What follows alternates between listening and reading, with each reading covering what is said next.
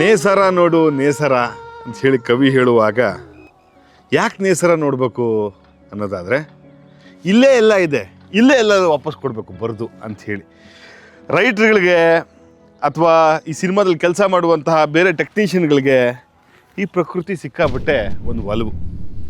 ಪ್ರಕೃತಿ ವಿಚಾರವಾಗಿ ಇವಾಗ ನಮ್ಮ ಇಂಡಸ್ಟ್ರಿಯಲ್ಲಿ ಕಾಂತಾರ ದೊಡ್ಡ ಸದ್ದು ಮಾಡ್ತಾಯಿದೆ. ಆ ಸದ್ದು ಮಾಡಿದ ಹಾಗೆ ಆ ಸಿನಿಮಾದಲ್ಲಿ ಕೆಲಸ ಮಾಡಿದ ರೈಟ್ರುಗಳ ಪದಗಳು ಕೂಡ ಒಳ್ಳೆ ಸದ್ದು ಗದ್ದಲವೇ ಮಾಡ್ತಾಯಿದೆ. ಅಂಥ ಒಂದು ಸದ್ದು ಗದ್ದಲ ಮಾಡ್ತಿರುವ ಒಬ್ಬ ರೈಟ್ರು ಎಲ್ಲೂ ಕಾಣಿಸ್ಕೊಳಲ್ಲ, ಎಲ್ಲೂ ಗೊತ್ತಿಲ್ಲ ಅವರು. ಆದರೆ ಅವ್ರ ಹಾಡು ಮಾತ್ರ ಯಾವಾಗಲೂ ಗುನುಗು ಆಗ ಮಟ್ಟಕ್ಕೆ ಆಗ್ತಾ ಇದೆ. ಕರುಮದ ಕಲ್ಲನು ಎಡವಿದ ಮನುಜನ ಒಂದು ಸಿನಿಮಾ ಅಥವಾ ಒಂದು ಸಿನಿಮಾದ ಹಾಡು ಹಿಟ್ಟಾದರೆ ಅದು ಯಾರಪ್ಪ ಮಾಡಿರೋದು, ಯಾರಪ್ಪ ಹಾಡಿರೋದು, ಯಾರಪ್ಪ ಬರೆದಿರೋದು ಅಂತ ಹೇಳಿ ನಾವೆಲ್ಲ ನೋಡೋದಕ್ಕೆ ಶುರು ಮಾಡ್ತೀವಿ. ಅಂಥದ್ದೊಂದು ಕಾಲ ಈಗ ಬಂದಿದೆ. ಆ ರೈಟ್ರು ಎಲ್ಲೂ ಮಾತಾಡಿರಲಿಲ್ಲ, ಎಲ್ಲೂ ನೋಡಿರಲಿಲ್ಲ, ಅವ್ರು ನೋಡೋದು ತುಂಬ ಕಡಿಮೆ. ಇವತ್ತು ಕಾಂತಾರದಿಂದ ಅವ್ರನ್ನ ಮಾತಾಡಿಸೋದು ಮತ್ತು ಅವ್ರ ಬಗ್ಗೆ ತಿಳ್ಕೊಳ್ಳೋ ವಿಚಾರ ನಂದಾಗಿದೆ. ಪ್ರಕೃತಿ ಮಡಿಲಲ್ಲಿ ಯಾವಾಗಲೂ ಇರ್ತಾರೆ ಅನ್ನಲ್ಲ, ಅದೇ ರೀತಿ ಅವ್ರೀಗ ಕೆರೆಯನ್ನು ನೋಡುತ್ತಾ ಕೂತಿದ್ದಾರೆ. ನೀವು ನೋಡ್ತಿದ್ದೀರಲ್ಲ, ಈಗ ಇವರ ವಿಕ್ರಮ ತ್ರಿಲೋಕದಲ್ಲಿ ಹಬ್ಬುತ್ತಾ ಇದೆ ರೈಟಿಂಗಲ್ಲಿ. ಅದಕ್ಕೆ ಅವ್ರನ್ನ ತ್ರಿಲೋಕ್ ಅಂತ ಹೇಳಿ ಅವ್ರ ತಂದೆ ತಾಯಿ ಹೆಸರಿಟ್ಟಿದ್ದಾರೆ ಅಂತ ಅನ್ಸುತ್ತೆ. ಸರ್ ನಮಸ್ಕಾರ. ನಮಸ್ತೆ ಸರ್, ಹೇಗಿದ್ದೀರಿ? Thank you. ಬರೆಯೋ ಕೈ ಚೆನ್ನಾಗಿರ್ಬೇಕು, ಇದೆಲ್ಲ ನಮ್ಗೆ ಸ್ವಲ್ಪ ಕೊಡಿ. ಖಂಡಿತ. Lovely sir.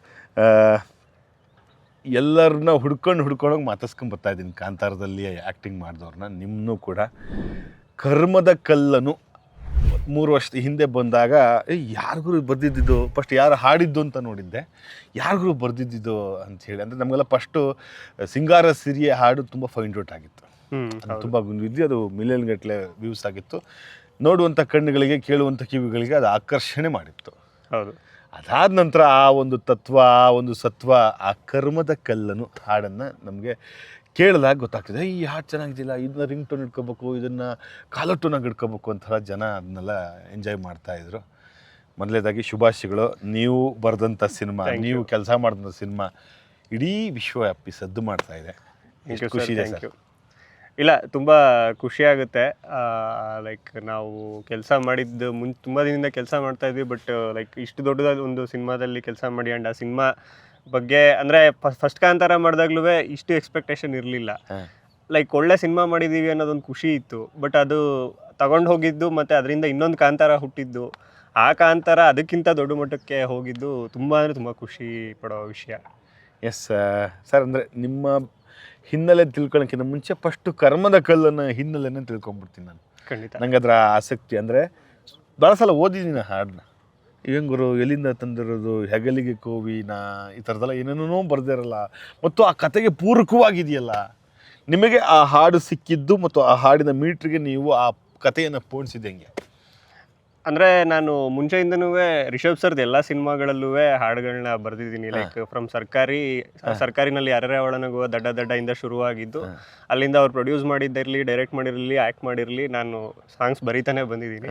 ಸೊ ನನಗೂ ರಿಷಬ್ ಸರ್ಗೂ ಅದೊಂದು ಅಂಡರ್ಸ್ಟ್ಯಾಂಡಿಂಗ್ ಇದೆ. ಲೈಕ್ ಅವ್ರು ಏನು ಕೇಳ್ತಾ ಇದ್ದಾರೆ ಅನ್ನೋದಕ್ಕೆ ನನಗೆ ಒಂದು ಐಡಿಯಾ ಇರುತ್ತೆ. ಅವ್ರು ಏನು ಕೇಳ್ತಾ ಇದ್ದಾರೆ, ಅವ್ರ ಸಿಚುವೇಶನ್ ಹೇಳಿ ಬಿಡಲಿ, ನನಗೆ ಅದೊಂದಷ್ಟು ವಿಷಯಗಳು ಗೊತ್ತಾಗುತ್ತೆ. ಆ್ಯಂಡ್ ಅವರು ಅಷ್ಟೇ ನೀಟಾಗಿ ಹೇಳ್ತಾರೆ. ಆ್ಯಂಡ್ ಇನ್ನೊಂದೇನು ಅಂತಂದರೆ, ನಮಗೆ ಅಲ್ಲಿದ್ದು ಅವ್ರು ಏನು ಕತೆ ಮಾಡಿದ್ದಾರೆ ನಮ್ಗೆ ಕಂಪ್ಲೀಟ್ ಗೊತ್ತಿರುತ್ತೆ. ಸೊ ಬಿಗಿನಿಂಗ್ ಟು ಎಂಡ್ ಗೊತ್ತಿರುತ್ತೆ.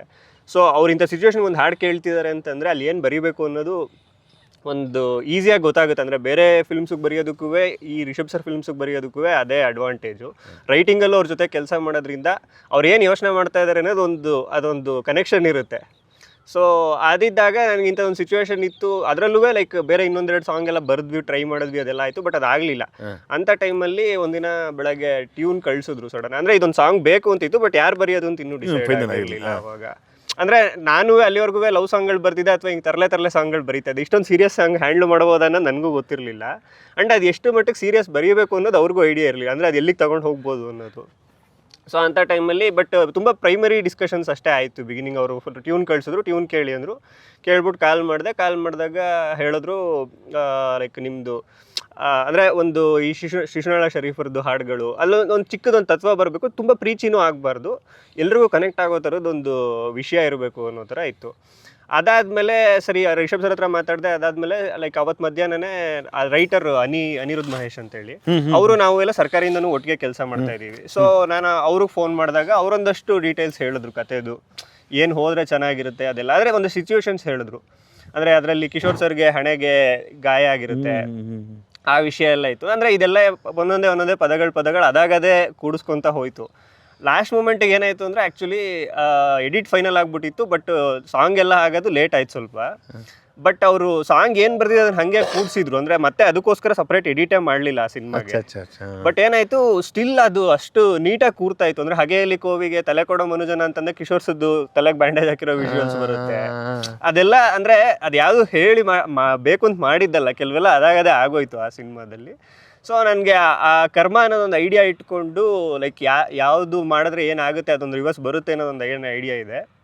ಆ್ಯಂಡ್ ನಾವು ಇಡೀ ಜೀವನ ಪೂರ್ತಿ ಅದನ್ನೇ ಹುಡ್ಕೊಂಡು ಓಡಾಡ್ತಾ ಇರ್ತೀವಿ, ಅದಕ್ಕೆ ಸೊಲ್ಯೂಷನ್ ಹುಡ್ಕೊಂಡು ಓಡಾಡ್ತಾ ಇರ್ತೀವಿ.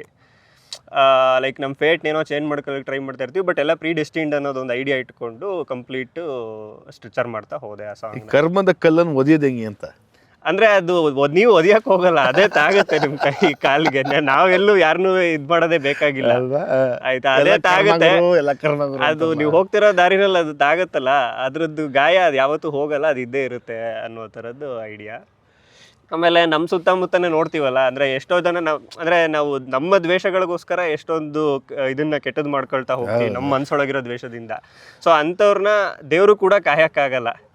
ಹಗೆಯಲ್ಲಿ ಕೋವಿಗೆ ತಲೆ ಕೊಡೋ ಮನುಜನ ಅಂತಂದರೆ ನಿನ್ನ ಮನಸ್ಸೊಳಗಿರೋ ದ್ವೇಷದಿಂದ ನಿನ್ನ ಕೋವಿಗೆ ತಲೆ ಕೊಟ್ಟರೆ ನಿನ್ನ ದೇವರು ಕಾಪಾಡೋದಕ್ಕಾಗಲ್ಲ ಅನ್ನೋ ಥರದ್ದು ಐಡಿಯಾ ಮೇಲೆ. ಎಸ್, ಅದೇ ಹಾಡು ಅಂದರೆ ಸರ್ ಮತ್ತೆ ನೀವು ಅಂಥದ್ದೇ ಹಾಡು ಬರೀ ಅಂದರೆ ಕಷ್ಟ. ಎರಡನೇ ಕಾಂತಾರದಲ್ಲಿ ಬಳಸ್ತಾರಲ್ಲ ಅದನ್ನ, ಆವಾಗ ಎಷ್ಟು ಸಂತೋಷ ಆಯಿತು. ಏನಕ್ಕೆ ಅದು ಹೆಂಗಾಗಿದೆ ಅದು? ಎರಡನೇ ಕಾಂತಾರಾಗ ಏನಾಯಿತು, ಲೈಕ್ ಅದೇ ಲೈಕ್ ಇದು ಡಿಸ್ಕಷನ್ಸ್ ನಡೀತಾ ಇತ್ತು.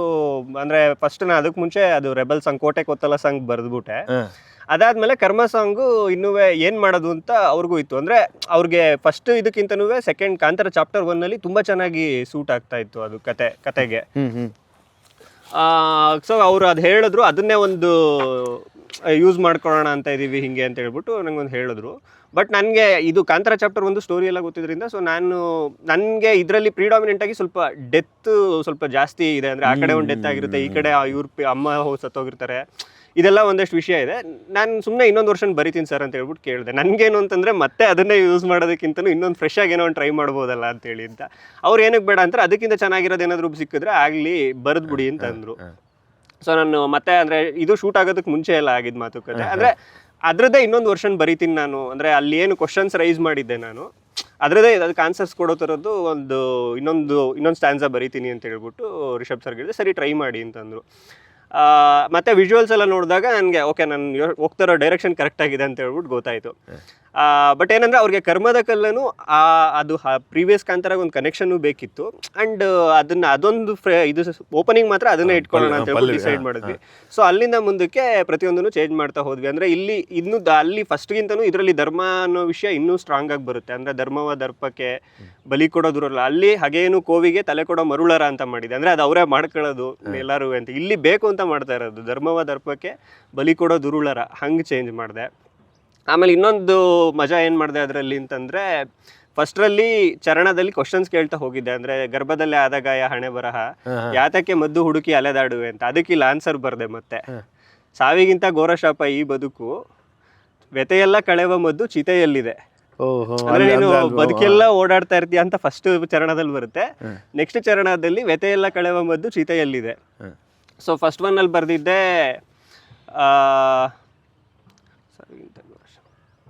ಏನಾಗಿದೆ ಗೊತ್ತಾ, ಈಗ ನೀವೇ ರೀಕಾಲ್ ಮಾಡ್ತಿದ್ದೀರ. ನಮಗೆ ಏನು ಕರ್ಮದ ಕಲ್ಲನು, ಮತ್ತೆ ಹಾಡು ಬೆಳೆಸರ್ ಗುರು, ಮತ್ತೆ ಅದನ್ನ ಮಾಡೋಕ್ಕಾಗಿಲ್ಲ ಗುರು, ಹಾಡನ್ನ ಮೀಟ್ ಹಾಕತ್ತ ಗುರು, ಈ ಥರದ್ದೆಲ್ಲ ಸಾಮಾನ್ಯ ಪ್ರೇಕ್ಷಕರಿಗೆ ಬರುವಂಥ ಪ್ರಶ್ನೆ.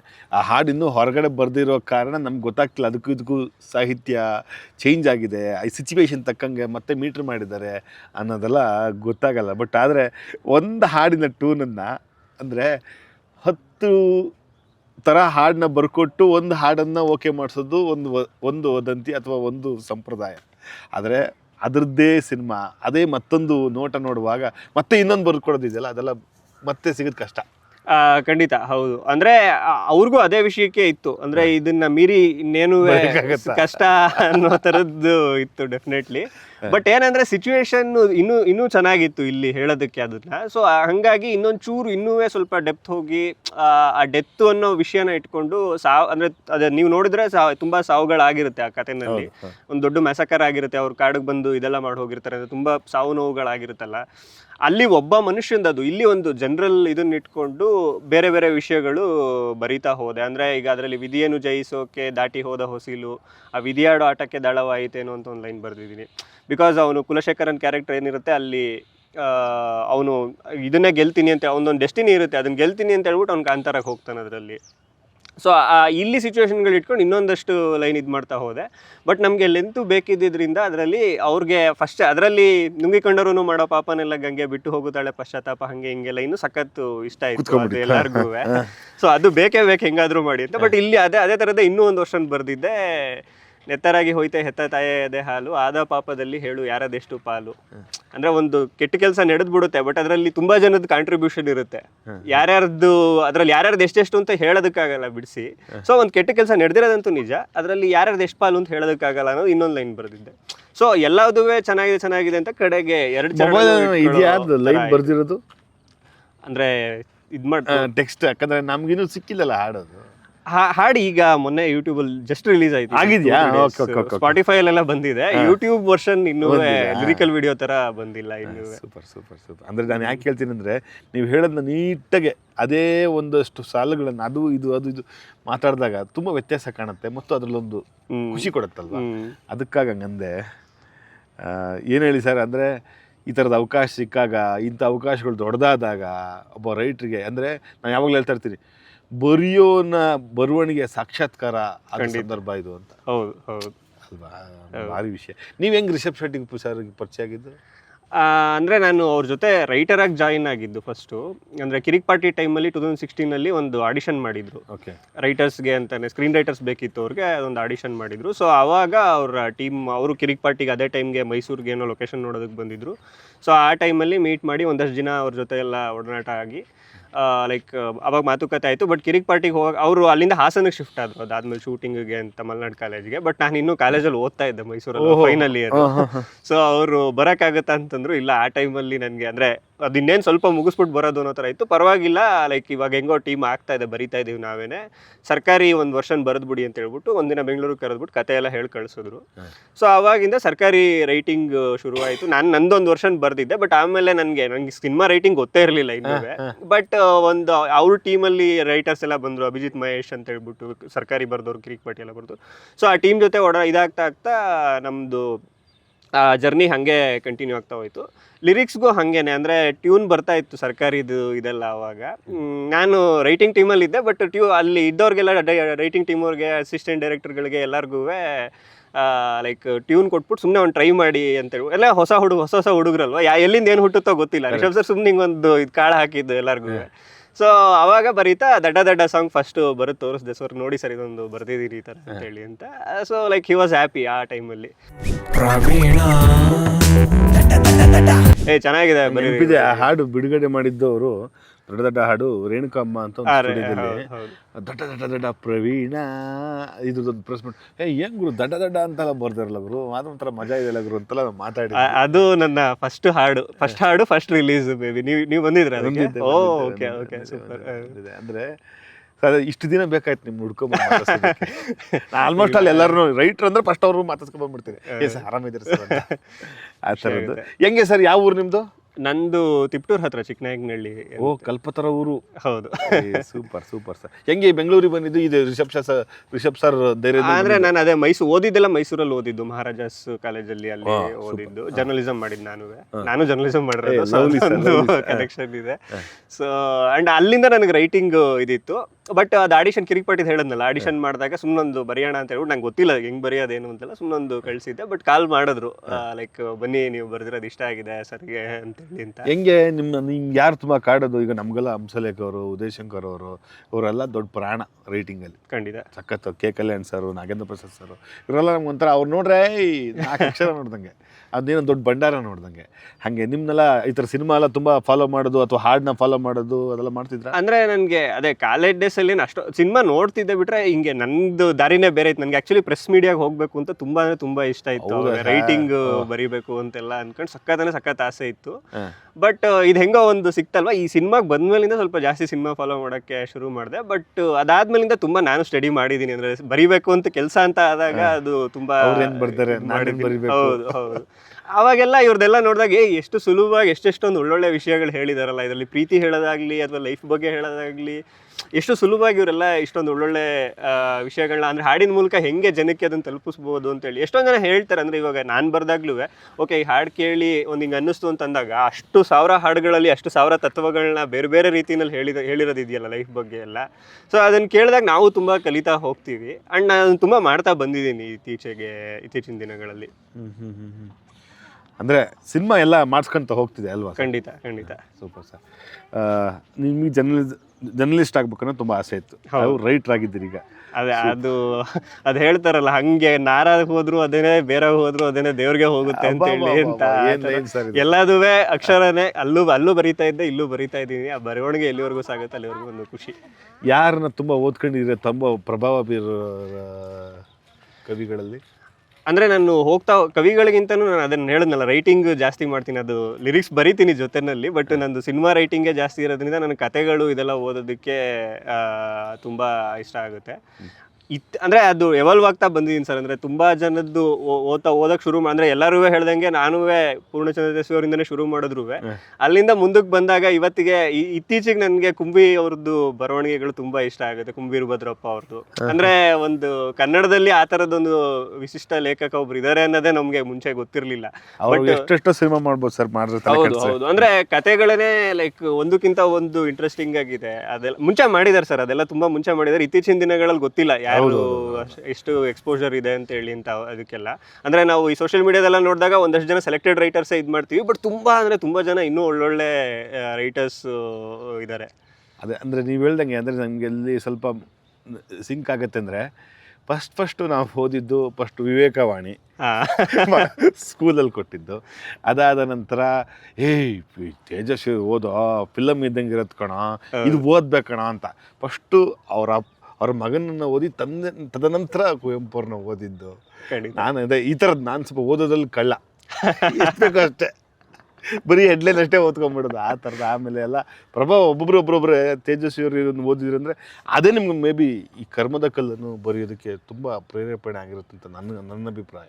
ಹೌದು, ಅವರವೆಲ್ಲ ಇದೇ ಥರ ಅಲ್ವಾ ಕವಿ? ಕರೆಕ್ಟ್, ಹೌದು. ಆ ಥರದೆಲ್ಲ ವಿಷಯಗಳು ಸರ್. ಭಾಳ ಸಂತೋಷ ಆಯ್ತು ಸರ್.